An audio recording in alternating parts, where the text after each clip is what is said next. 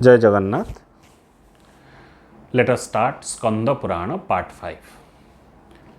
The discussion between the other sages and Saint Jaimini continuing. The other sages asked Jaimini that, can you please tell us who is Indradyumna? How did he come to know about Srikshetra? So Jaimini started that in Satya Yuga there was a king named as Indradyumna. There was a country called as Malav, and in that country there was a city called as Avanti Nagar. King Indradyumna was ruling over Avanti Nagar. Very religious king, very kind towards his people, very brave king. So that's why he was a great king. One day the great king was worshipping God in his palace. Some old-aged pilgrims, some old-aged Brahmin, knowledgeous Brahmin suddenly came to his palace. King was informed. King welcomed all these senior, all these elderly people. And in a discussion, the king Indradyumna asked them that you have visited many places in the world. We have also visited many places in the world. Can you please tell us that where we can see, where we can worship Lord Vishnu directly in our eye, where we can see him in our eye? So one of the very senior old-aged pilgrims started that, yes, I know such a place. There was a country called as Utkala, and in this Utkala there is a hill called as Blue Mountain or Nila Parvata. In this Blue Mountain, or the Blue Mountain is filled with dense forest, and inside the dense forest you will find blue crystal stone made Lord Nilamadhava. He is none other than Lord Vishnu. Also the senior or the elderly pilgrim is telling that I am not asking you that donate us some land, donate us some money. I am not asking anything. If you want to obey my order, or if you want to fulfill my wish, then you must visit that holy place. You must see Lord Nilamadhava.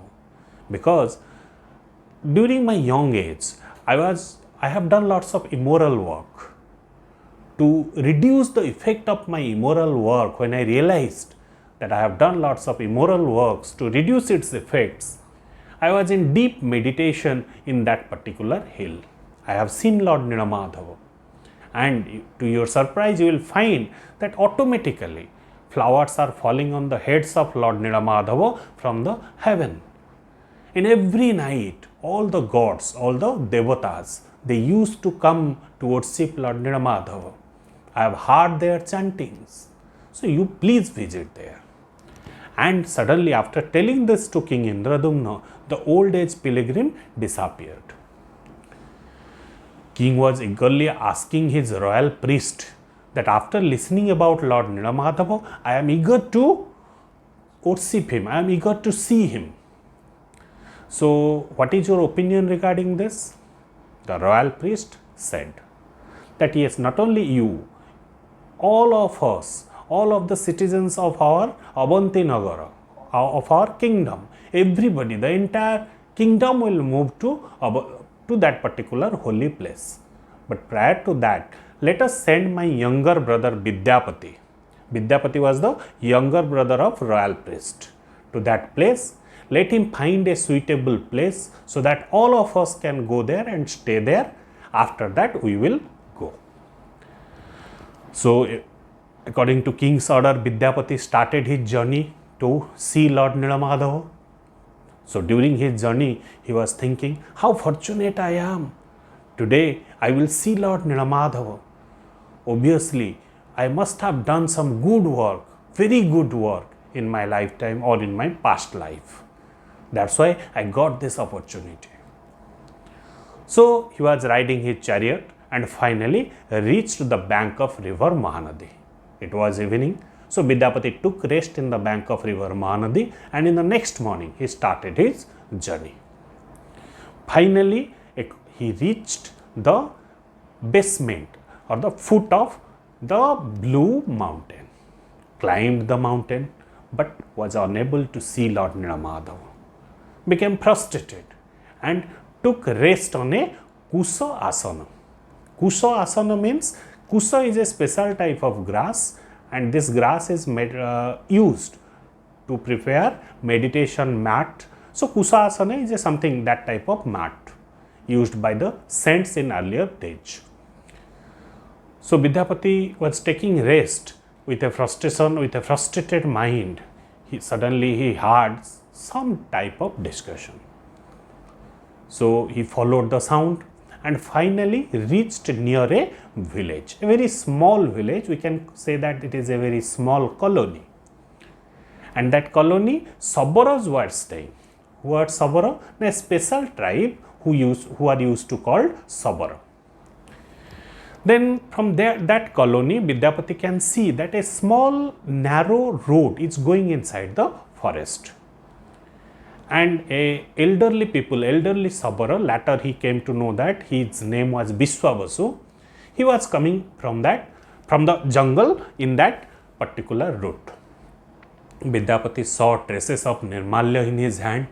So he was quite sure, automatically, maybe due to God's blessings, he was quite sure that he must have come from Lord Nilamadhava. He must have worshipped, and the traces of Nirmalya, traces of some flowers I can see in his hand. Biswabasu also saw Bidyapati, because Bidyapati was a Brahmin, and in Sanatani everybody used to give respect to Brahmins. So Biswabasu bowed down his head near Bidyapati, and because he was a guest, he asked Bidyapati that, "O Brahmin, O guest, you look hungry and tired. So whatever I will offer you, can you please take it? Otherwise, if you want, I can provide you some material, you can cook your food and eat." Why? Because in earlier days, generally Brahmins do not take food if somebody else has cooked. That's why they used to take fruits, all those. So Biswabasu also offered some fruits, but Bidyapati denied. Bidyapati told him that, "I came from Abanti Nagara. King Indradyumna had sent me. I am the younger brother of the royal priest. And we have heard about Lord Nilamadhava from a old aged pilgrim. And I have to see Lord Nilamadhava. And after that, after seeing Lord Nilamadhava, I have to return back to Abanti.